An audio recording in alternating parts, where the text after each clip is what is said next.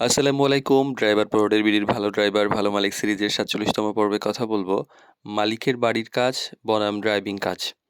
এটা একটা গুরুত্বপূর্ণ ব্যাপার। অনেক সময় দেখা যায় যে ড্রাইভিং চাকরিতে আ ড্রাইভারের কাজের যে পাশাপাশি সেখানে বাড়ির অন্যান্য কাজও করতে হবে এমন কিছু শর্ত থাকে। তো এই বিষয়টা শুরুতে পরিষ্কার না থাকলে অনেক সময় মালিক এবং ড্রাইভারের মধ্যে একসময় ভুল বোঝাবুঝি তৈরি হয়। তো ড্রাইভারের কাজ কি শুধু গাড়ি চালানো নাকি আম অন্য কাজও করতে হবে? তো এইটা নিয়ে একটা ভুল বোঝাবুঝি তৈরি হয়।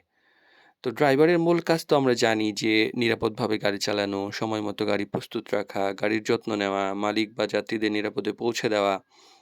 তবে কখনো বাড়ির কাজের প্রশ্ন আসে। যেমন আ গাড়িটা সবসময় ওইভাবে পরিষ্কার রাখা, ছোটখাটো বাজার জিনিস আনা, মানে ড্রাইভার কাম সেক্রেটারি টাইপ।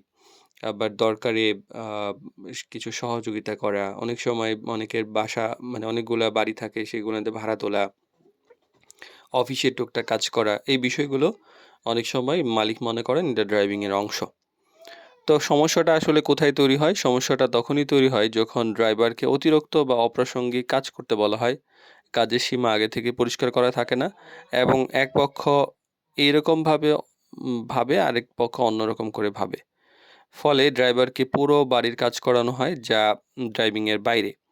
তো কিভাবে বিষয়টা আসলে পরিষ্কার করবেন? তো চাকরি শুরু করার আগেই অবশ্যই ভদ্রভাবে জেনে নেওয়া উচিত যে ড্রাইভিং ছাড়া অন্য কোনো কাজ আছে কিনা? থাকলে সেটা কিরকম? আর কাজের সীমাটা কতটুকু? যেন ভবিষ্যতে সমস্যা কম হয়। আর সম্মানজনক ভারসাম্যটা রাখা জরুরি। ড্রাইভার এবং মালিক ২ পক্ষেরই কিছু দায়িত্ব আছে। তো ড্রাইভার ভদ্রভাবে সহায়তা করতে পারেন কিছু ক্ষেত্রে যদি যুক্তিসঙ্গত হয়। মালিক ও ড্রাইভারের কাজের সীমাকে সম্মান করা উচিত।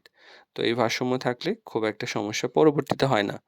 তবে গুরুত্বপূর্ণ বিষয় হলো ড্রাইভারের কাজ কখনোই এমন হওয়া উচিত না যে যেখানে তার মূল দায়িত্ব থেকে দূরে সরে যেতে হয়।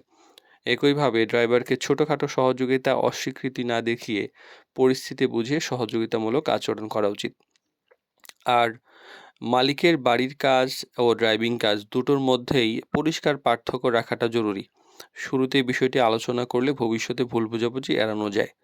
ফলে কাজের সম্পর্ক ভালো থাকে এবং দীর্ঘদিন কাজ করার সুযোগ তৈরি হয়।